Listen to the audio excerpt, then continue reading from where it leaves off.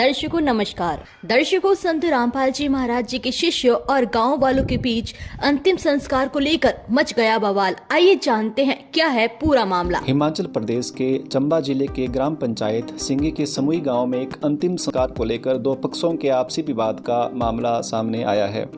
दरअसल पिछले शुक्रवार को ग्राम पंचायत सिंगी की एक महिला मंजू का बीमारी के कारण निधन हो गया।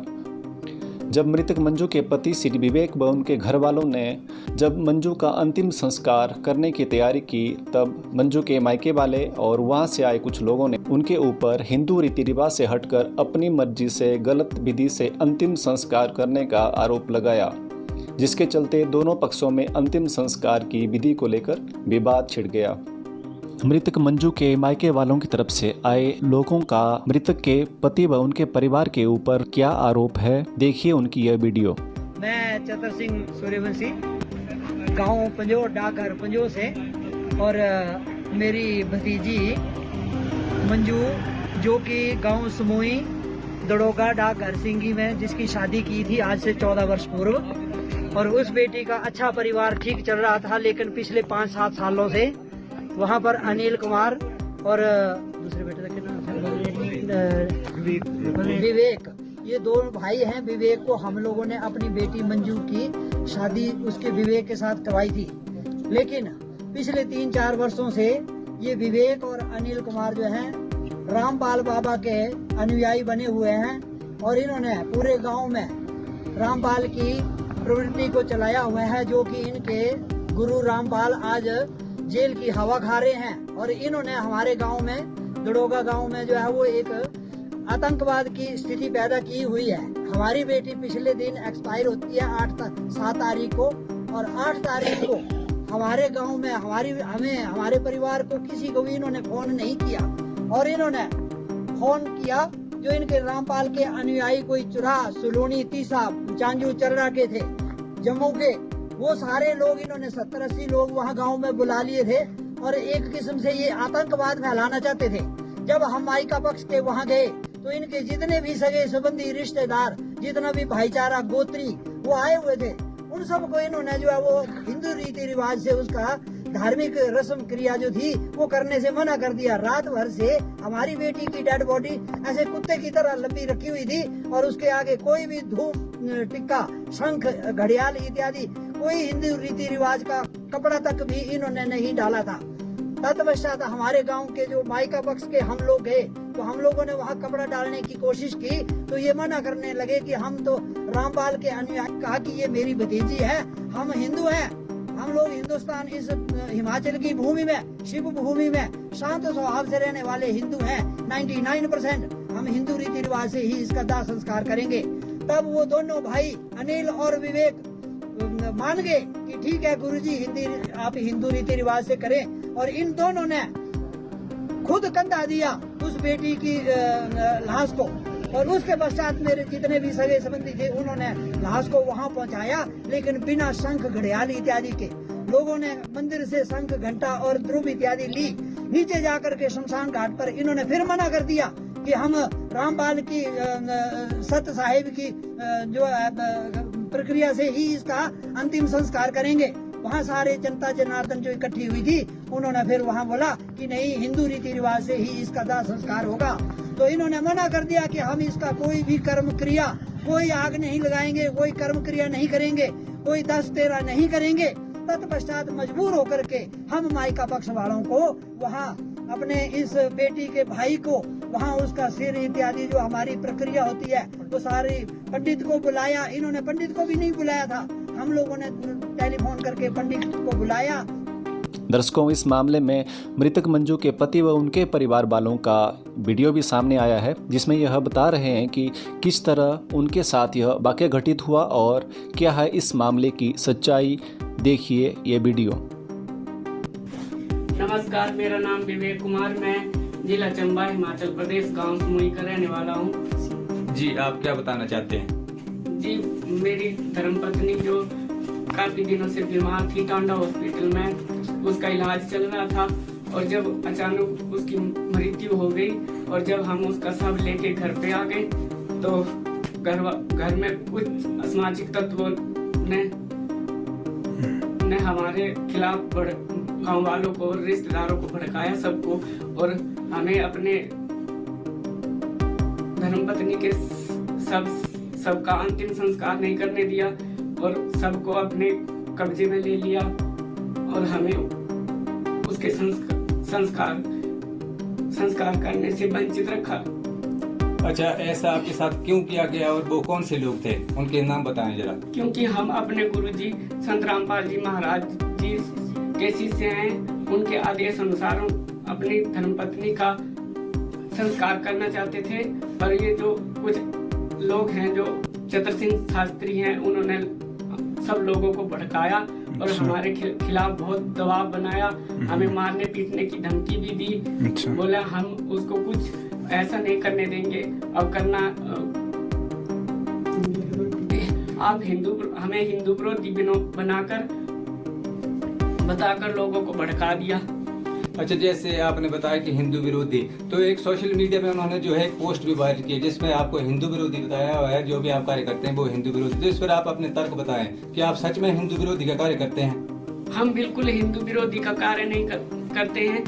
हम अपने गीता और वेद के आधार पे जो हमारे गुरुजी बताते हैं उसी के हिसाब से हम अपनी पत्नी का अंतिम संस्कार करना चाहते थे, पर कर्म क्रिया करना चाहते थे, पर इन लोगों चतर सिंह शास्त्री ने इतना लोगों को भड़का दिया, इतना दबाव बना दिया कि वो तैयार हो गए।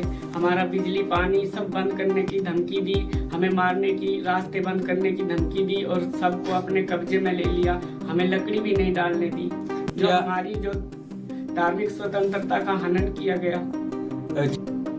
जैसे आपने बताया कि जो है लोगों ने आपके ऊपर काफी दबाव डाला, एक जैसे आप बता रहे हैं कि चतर सिंह नाम के शास्त्री है, उन्होंने सारा कुछ ये जो है जो भी घटनाक्रम रहा उनके सारा उनका हाथ बता रहे हैं। तो क्या किसी लोगों का आपको सहयोग नहीं मिला? ऐसा नहीं है कि सभी लोगों ने हमारा विरोध ही किया, पर कुछ लोग जो हमारे गांव के हैं उन्होंने हमारा साथ भी दिया, वो हमारे ही पक्ष में थे, पर उनको भी उस पे दबाव बना दिया। चतर सिंह शास्त्री ने उन पे भी दबाव बना दिया और उनको भी डरा धमका दिया। अच्छा, जैसे आपने बताया कि आपको अंतिम संस्कार में शामिल नहीं होने दिया, क्या आप शमशान घाट तक शव लेके गए थे या क्या कहानी रही, आप जरा पूरा विस्तार हम अपने खुद सब कुछ कर रहे थे, गुरुजी के आदेश अनुसार सब कुछ कर रहे थे। लकड़ी हमने सब इकट्ठी करके शमशान तक पहुंचाई, सबको हमने शमशान तक पहुंचाया, पर शमशान घाट में पहुंचते ही उन्होंने अपने कब्जे में ले लिया और हमें हाथ भी नहीं लगाने दिया, लकड़ी भी नहीं डालने दी। धार्मिक स्वतंत्रता का हनन किया गया हमारे पूरे परिवार के साथ। कुछ लोग दारू पी के आए थे, उन्होंने हमें मारने पीटने के लिए धमकी दी। ये जरा भावुक हो रहे हैं तो उनसे पूछते हैं। जी, आप उनके कौन लगते थे? मैं जी उनका जेठ हूँ जी। अच्छा जी, जरा आप बताना चाहेंगे कुछ? हाँ जी सर, हमारे परिवार को पूरे खतरा हो गया है जी। वो बोल रहे हैं कि आपका बिजली पानी काट देंगे, आपके जो रिश्तेदार आएंगे, जो भी आपके जो यहाँ आते हैं भक्त भाई, उनको उनकी गाड़ियों के शीशे तोड़ देंगे। कुछ ऐसी जनानियाँ हैं जो ऐसा बोल रही है, तो हमें खतरा हो गया सर।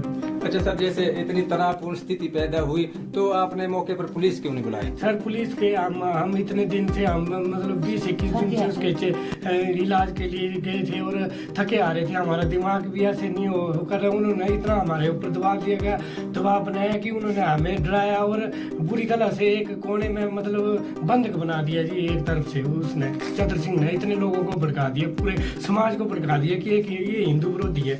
ये चतर सिंह से मैं ये पूछना चाहता हूँ ना सर कि हम हिंदू विरोधी हैं तो है कैसे, ये बताए हमें प्रमाणित। और मैं ये प्रमाणित करूंगा कि हम जो काम कर रहे हैं वो हिंदू के हिसाब से करते हैं जी, जो सनातन धर्म है हमारा उसके हिसाब से करते हैं जी ये। और ये चतर सिंह बताए कि हम हिंदू विरोधी कैसे, मैं इसको पूछना चाहता हूँ जी। इसने पूरे समाज को भड़का दिया है जी। मैं अब इतना खतरा हो गया कि पूरा समाज हमें ना पूरे घर में हमें बंद बना दिया है जी। वो आने जाने में मुश्किल हो रहा है जी। तो आप अब क्या कार्रवाई चाहते हैं? सर मैं तो कहीं जो धार्मिक स्वतंत्रता का हमें अधिकार है ना, वो ये इसके हमारे से छीन लिया जी इन्होंने। हम लकड़ी तक नहीं डालने दी, हमने सबको वहाँ तक पहुँचाया, सब कुछ खर्चा इतना हम परेशान थे, इतना इलाज कराया उसका। हम 3-4 दिन से लगातार सोए नहीं थे, उसके इलाज में लगे हुए थे। तो फिर इन्होंने इतना दिलासा देने के बजाय हमें बहुत परेशान किया सर। आपने सर इस तरीके के कौन सा काम किया कि ये लोग जो है इस तरीके की स्थिति जो है सर ये बोल बना रहे रहे हैं, ये बोल रहे हैं कि आप हिंदू विरोधी हैं जी। ठीक है जी, ये चतर सिंह के बहकावे पे आए और इन्होंने बोला कि आप हिंदू विरोधी हैं। ये हमें प्रमाणित करें कोर्ट में या जहाँ भी आप ये प्रमाणित करेंगे कि भाई हम हिंदू विरोधी हैं, तो है कैसे? हम तो अपने शास्त्रों के हिसाब से कर रहे हैं काम, हम प्रूफ देते हैं इसका। इनके पास है कोई प्रूफ तो ये बताए हमें कि भाई हम हिंदू विरोधी हैं जी। ये मैं जरूर हमारी धार्मिक स्वतंत्रता का हनन किया गया है जी इसमें। हमें उससे वंचित रखा गया और हमने इतनी मेहनत की और हमारी पत्नी के संस्कार, इसकी पत्नी गई है, हमें अपने परिवार के सदस्य गए, इतनी यंग 32 साल की उम्र थी उसकी साथ, और इतना मतलब हमारे साथ अत्याचार हुआ है जी। हमारा मतलब संस्कार भी नहीं करने दिया है। एक भी फोन नहीं किया इसके भाई ने, जो मेरी धर्म पत्नी उसके भाई ने एक भी फोन नहीं किया जब से बीमार हुई कि कैसी है तू कैसी नहीं, न मिलने के लिए आया।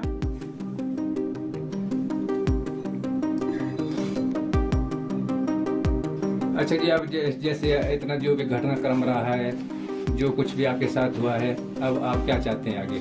सर हम ये चाहते हैं कि हमें जो है ना, जो हम धार्मिक स्वतंत्रता का अधिकार मिले जी हमें, हम ये चाहते हैं। और जो ये धमकियाँ मिल रही है ना कि हम आपके घर की लाइटें, बिजली, वो पानी बंद करवा देंगे और ये आपके घर तोड़ देंगे, हमें घर में बंद बना के रखा है, तो ऐसी मतलब ये जो बोल रहे हैं ना, तो ये नहीं हो। बस बाकी प्रशासन से ये विनती है कि हम इसकी कड़ी से कड़ी कार्रवाई की जाए और हम जल्दी इस पर मतलब एक पुलिस को भी वो देंगे जी एप्लीकेशन। दर्शकों, इस मामले में मृतक मंजू के पति विवेक व उनके घर वालों ने स्थानीय पुलिस थाना में अपनी सुरक्षा व उचित न्याय के लिए अर्जी भी दाखिल की है। सुनिए इस पर क्या है उनका कहना। कोई आपके परिवार वालों को किसी चीज़ का खतरा है? बिल्कुल जी, लगता है हमारे परिवार को खतरा है जी। हमारे साथ जो मतलब हमसे मिलने हमारे परिचित लोग आ रहे हैं, उनको भी आने नहीं दिया जा रहा है। उनकी भी गाड़ी बोलते हैं कि गाड़ी के शीशे तोड़ देंगे, इनके ये मतलब धमकियां दे रहे हैं। पर एक दो हमारे जो मतलब मिलने भी आए थे उनको भी पत्थर मारे उन्होंने, तो हमें भी खतरा है और हमारे परिवार को भी खतरा है जी। ये हमको बिल्कुल अलग कर रहे हैं जी। सर आपको क्या लगता है कि ये सिर्फ आपकी मौलिक स्वतंत्रता का मामला है या कोई आपकी कोई निजी दुश्मनी भी हो सकती है इसमें?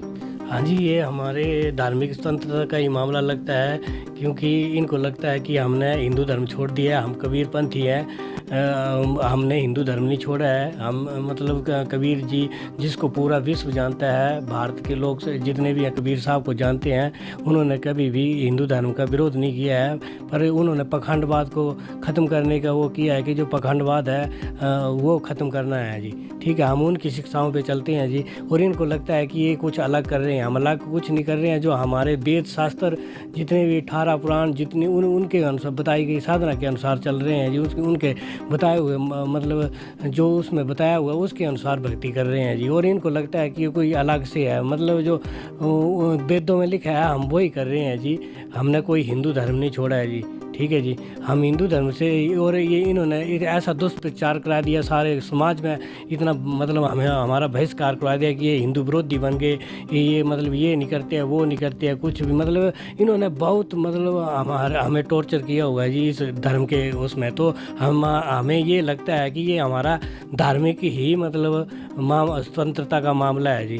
सर जब आपकी पत्नी बीमार थी तो आपका विरोध करने वाले जो ये लोग हैं वो क्या आप हॉस्पिटल या आपके घर में जो है वो आपकी मदद करने या फिर उनका हालचाल पूछने के लिए आते थे? जी कोई नहीं आता था, बस हॉस्पिटल में मैं और मेरा परिवार जो मेरे भाई हैं और मम्मी, हम लोग इतने परेशान होते थे वहाँ पे, कोई पूछने तक नहीं, फ़ोन तक नहीं करते थे कोई भी, और हम ही लोग परेशान होते थे वहाँ पे एडमिट थी जब। तो और सर जो आपकी पत्नी के चाचा जी हैं चतर सिंह जी, कहाँ के चाचा जी, वो तो कभी मैंने उनको अपने घर में आते भी नहीं देखा। इतने दिनों से वो मेरी पत्नी बीमार थी, हॉस्पिटल में एडमिट थी, तब तो उसने कभी फ़ोन भी नहीं किया, ना उसने उसका पता किया कि कौन कैसी है कैसी नहीं है। उसको तो मेरे नाम का भी पता नहीं है कि मेरे दामाद का नाम भी क्या है।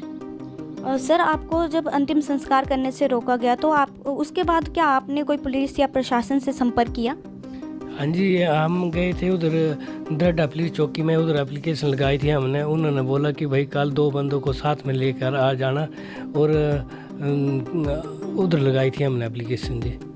और अब आपकी जो है वो प्रशासन से क्या मांग है? मांग करते हैं कि हमारे परिवार की सुरक्षा की गारंटी दे, और जो मतलब हमारे परिचित आते हैं हमारे घर में हमसे मिलने, उनकी सुरक्षा की गारंटी दें और उनको आने दिया जाए। जो हमारे साथ मिलने आते हैं वो आने नहीं दे, और हमारा धार्मिक स्वतंत्रता का हनन हुआ है, जो हमारी धार्मिक स्वतंत्रता है वो उसको सुनिश्चित करें जी।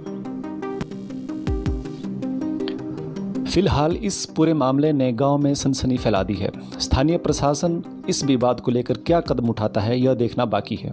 इस घटना ने धार्मिक और सामाजिक ताने बाने पर भी कई सवाल खड़े कर दिए हैं। तो दर्शकों, आज की इस खास वीडियो में सिर्फ इतना ही। फिर मिलते हैं एक और नई वीडियो के साथ। अगर आप इस चैनल पर नए हैं तो चैनल को सब्सक्राइब करके ऑल नोटिफिकेशन को भी ऑन कर लीजिए। अगर आपको ये वीडियो अच्छी लगी है तो वीडियो को लाइक